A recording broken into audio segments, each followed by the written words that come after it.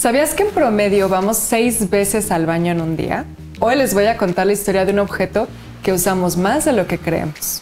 Soy Becca Duncan y esto es La Historia de las Cosas. Acompáñame a descubrir la historia del inodoro.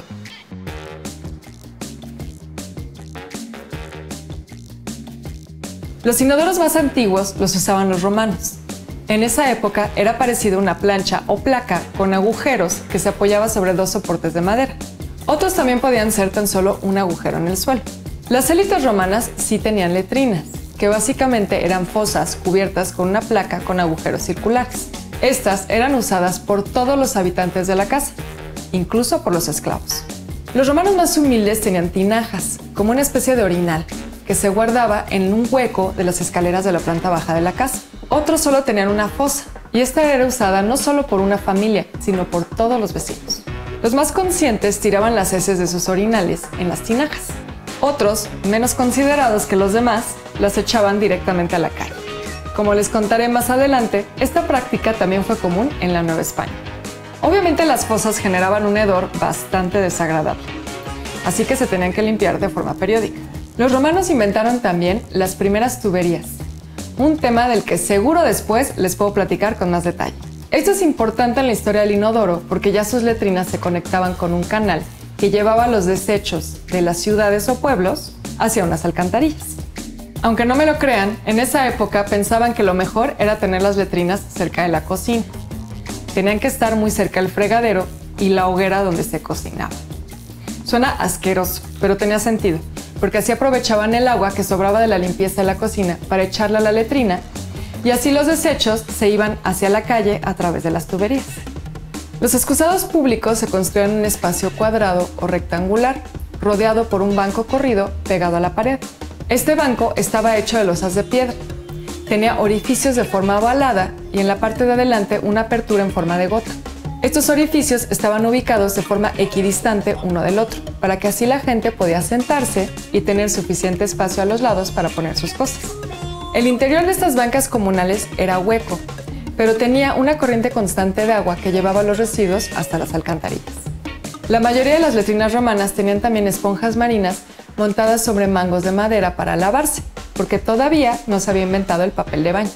Ese tendría que ser tema de otra historia de las cosas. También había una fuente al centro del cuarto para que uno se pudiera lavar las manos al terminar. La higiene ante todo. No tenemos mucha evidencia arqueológica de esto, pero algunos calculan que seguramente se llegaron a tener alrededor de 144 letrinas en la Roma del siglo IV de nuestra era. De esto podemos deducir que los romanos eran mucho más salubres que los europeos de épocas posteriores, incluso hasta el siglo XIX. Pero los romanos no fueron la única cultura de la antigüedad en preocuparse por sus desechos. En Egipto había varias opciones. Si vivías en las afueras de las ciudades o cerca del río Nilo, solo había la posibilidad de cavar un hoyo y cubrirlo discretamente con tierra cuando terminaras. Pero en las ciudades era otra historia. Tanto los grandes palacios como las casas comunes y corrientes tenían baño. Este usualmente estaba rodeado por una losa de 2 muros. Estos estaban recubiertos de cal para que no se echara a perder el adobe en caso de salpicaduras. En el piso había una cañería que también llevaba los desechos hacia afuera o a un recipiente. También existieron excusados portátiles, que básicamente eran como taburetes con un agujero en medio. Abajo del hoyo ponían un recipiente de cerámica para los desechos. Finalmente, John Harington inventó el primer inodoro con cisterna en el siglo XVI. Para 1775, Alexander Cummings patentó el primer inodoro. Su diseño era en forma de S, evitando que a través de las tuberías emanaran olores desagradables. Su diseño fue además el primero que mantenía el agua en la taza de forma permanente. A Thomas Crapper se le atribuye haber inventado la primera válvula automática para controlar el flujo del agua, lo que conocemos en México como flotador o sapo. Esto fue a finales del siglo XIX. En México los novohispanos usaban letrinas para ir al baño. Estas tenían unas tablas con hoyos y estaban en los patios o jardines de las casas. Pero ahí no había flujo de agua. La mayoría de la gente tenía también basinicas en sus recámaras y las vaciaban echando los desechos por las ventanas. Se dice que de ahí viene nuestro clásico dicho de aguas para llamar la atención de alguien cuando corre peligro. A finales del siglo XVIII llegó a la Nueva España el famosísimo Manuel Tolsá a hacer las obras de desagüe de la Ciudad de México. Pero realmente no sería hasta el Porfiriato que se realizarían obras de desagüe, drenaje y entubado mucho más completas. Pero en esa época, las prácticas en torno al baño eran muy distintas de acuerdo a tu nivel social.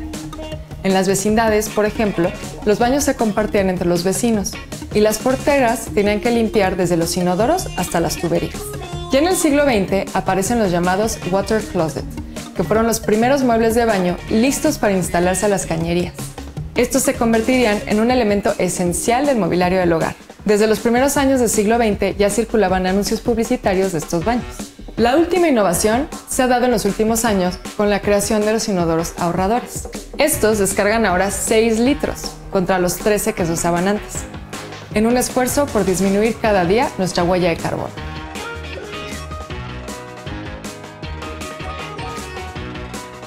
Soy Beca Duncan y esto fue La Historia de las Cosas. Si te gustó, no se te olvide suscribirte y déjame tus comentarios aquí abajo.